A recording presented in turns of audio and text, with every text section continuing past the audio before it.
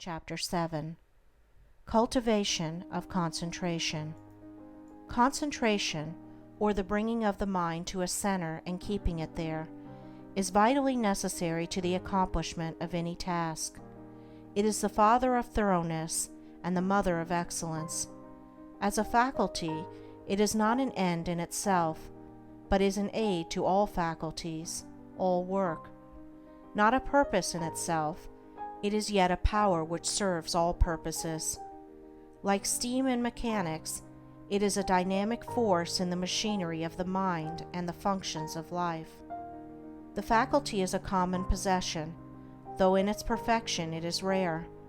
Just as will and reason are common possessions, though a perfectly poised will and a comprehensive reason are rare possessions, the mystery which some modern mystical writers have thrown around it is entirely superfluous. Every successful man, in whatever direction his success may lie, practices concentration, though he may know nothing about it as a subject of study. Every time one becomes absorbed in a book or task, or is rapt in devotion or assiduous in duty, concentration, in a greater or lesser degree, is brought into play. Many books purporting to give instructions on concentration make its practice and acquisition an end in itself. Then there is no surer nor swifter way to its destruction. The fixing of the eye upon the tip of the nose, upon a doorknob, a picture, a mystical symbol, or the portrait of a saint, or the centering of the mind upon the navel, the pineal gland, or some imaginary point in space, I have seen all these methods seriously advised in works on this subject, with the object of acquiring concentration, is like trying to nourish the body by merely moving the jaws in the act of eating, without taking food. Such methods prevent the end at which they aim. They lead towards dispersion and not concentration, towards weakness and imbecility rather than towards power and intelligence. I have met those who have squandered, by these practices, what measure of concentration they at first possessed, and have become the prey of a weak and wandering mind. Concentration is an aid to the doing of something. It is not the doing of something in itself. A ladder has no divine knowledge, or the sweeping of a floor, without resorting to methods which have no practical bearing in life. For what is concentration but the bringing of a well-controlled mind to the doing of that which has to be done?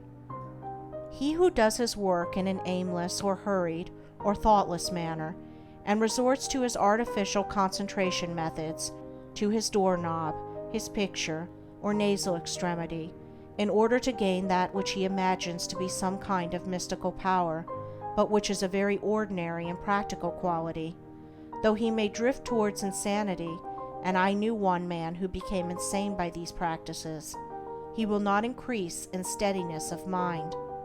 The great enemy of concentration, and therefore of all skill and power, is a wavering, wandering, undisciplined value in and of itself, but only in so far as it enables us to reach something which we could not otherwise reach. In like manner, concentration is that which enables the mind to accomplish with ease that which it would be otherwise impossible to accomplish. But of itself it is a dead thing, and not a living accomplishment.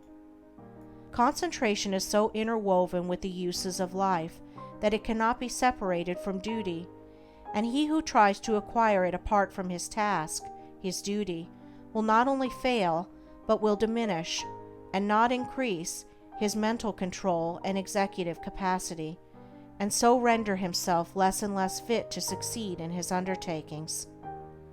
A scattered and undisciplined army would be useless. To make it effective in action and swift in victory, it must be solidly concentrated and masterfully directed. Scattered and diffused thoughts are weak and worthless. Thoughts marshaled, commanded, and directed upon at a given point are invincible. Confusion, doubt, and difficulty give way before their masterly approach. Concentrated thought enters largely into all successes and informs all victories. There is no more secret about its acquirement than about any other acquisition, for it is governed by the underlying principle of all development, namely, practice. To be able to do a thing, you must begin to do it, and keep on doing it until the thing is mastered. This principle prevails universally in all arts, sciences, trades, in all learning, conduct, religion. To be able to paint, one must paint. To know how to use a tool skillfully, he must use the tool. To become learned, he must learn. To become wise, he must do wise things. And to successfully concentrate his mind, he must concentrate it. But the doing is not all. It must be done with energy and intelligence. The beginning of concentration, then, is to go to your daily task and put your mind on it, bringing all your intelligence and mental energy to a focus upon that which has to be done. And every time the thoughts are found wandering aimlessly away, they should be brought promptly back to the thing in hand. Thus the center upon which you are to bring your mind to a point is not your pineal gland or a point in space, but the work which you are doing every day, and your object in thus concentrating is to be able to do your work with smooth rapidity and consummate skill. For until you can thus do your work, you have not gained any degree of control over the mind. You have not acquired the power of concentration. This powerful focusing of one's thought and energy and will upon the doing of things is difficult at first, as everything worth acquiring is difficult. But daily efforts, strenuously made and patiently followed up, will soon lead to such a measure of self-control as will enable one to bring a strong and penetrating mind to bear upon any work undertaken, a mind that will quickly comprehend all the details of the work, and dispose of them with accuracy and dispatch. He will thus, as his concentrative capacity increases, enlarge his usefulness in the scheme of things, and increase his value to the world, thus inviting nobler opportunities, and opening the door to higher duties. He will also experience the joy of a wider and fuller life. In the process of concentration, there are the 4 following stages. 1. Attention. 2. Contemplation. 3. Abstraction. 4. Activity in repose. At first the thoughts are arrested, and the mind is fixed upon the object of concentration, which is the task in hand. This is attention. The mind is then roused into vigorous thought concerning the way of proceeding with the task. This is contemplation. Protracted contemplation leads to a condition of mind in which the doors of the senses are all closed against the entrance of outside distractions, the thoughts being wrapped in, and solely and intensely centered upon the work in hand. This is abstraction. The mind thus centered in profound cogitation reaches a state in which the maximum of work is accomplished with the minimum of friction. This is activity in repose. Attention is the first stage in all successful work. Those who lack it fail in everything. Such are the lazy, the thoughtless, the indifferent, and incompetent. When attention is followed by an awakening of the mind to serious thought, then the second stage is reached.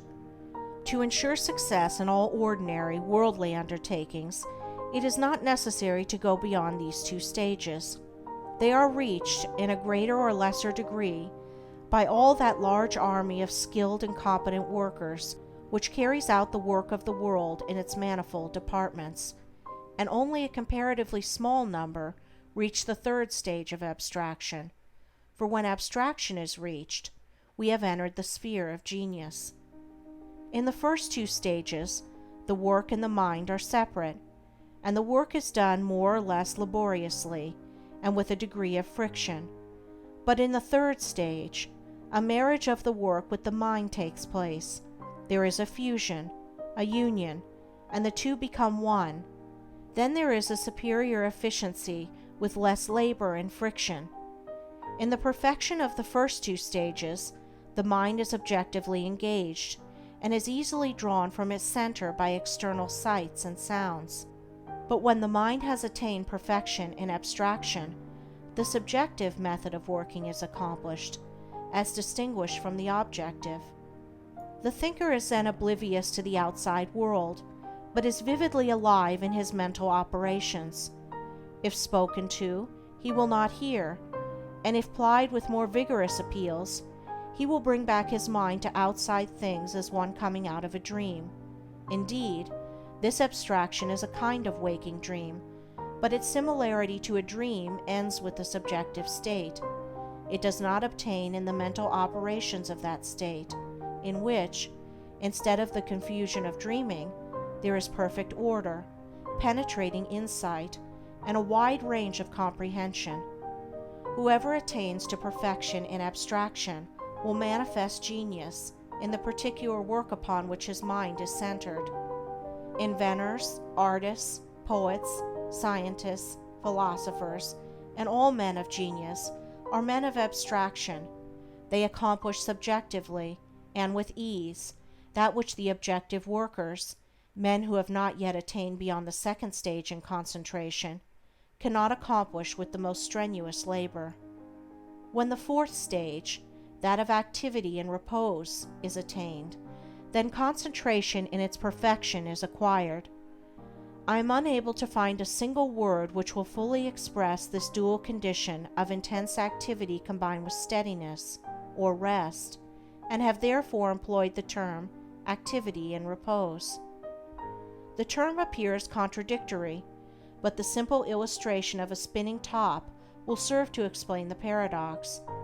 When a top spins at the maximum velocity, the friction is reduced to the minimum, and the top assumes that condition of perfect repose which is a sight so beautiful to the eye and so captivating to the mind of the schoolboy, who then says his top is asleep. The top is apparently motionless, but it is at rest, not of inertia, but of intense and perfectly balanced activity.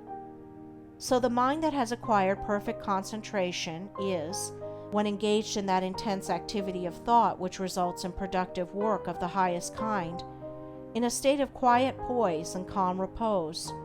Externally, there is no apparent activity, no disturbance, and the face of a man who has acquired this power will assume a more or less radiant calmness, and the face will be more sublimely calm when the mind is most intensely engaged in active thought.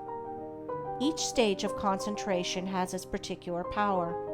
Thus the first stage, when perfected, leads to usefulness, the second leads to skill, ability, talent, the third leads to originality and genius, while the fourth leads to mastery and power, and makes leaders and teachers of men.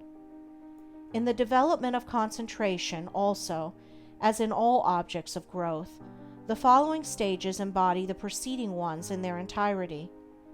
Thus contemplation, attention is contained. In abstraction, both attention and contemplation are embodied. And he who has reached the last stage brings into play, in the act of contemplation, all the four stages. He who has perfected himself in concentration is able, at any moment, to bring his thoughts to a point upon any matter, and to search into it with the strong light of an active comprehension. He can both take a thing up and lay it down with equal deliberation. He has learned how to use his thinking faculties to fixed purposes, and guide them towards definite ends. He is an intelligent doer of things, and not a weak wanderer amid chaotic thought. Decision, energy, alertness, as well as deliberation, judgment, and gravity accompany the habit of concentration, and that vigorous mental training which its cultivation involves leads through an ever-increasing usefulness and success in worldly occupations towards that higher form of concentration called meditation, in which the mind becomes divinely illumined and acquires the heavenly knowledge. End of Chapter 7. Recording by Andrea Fiore.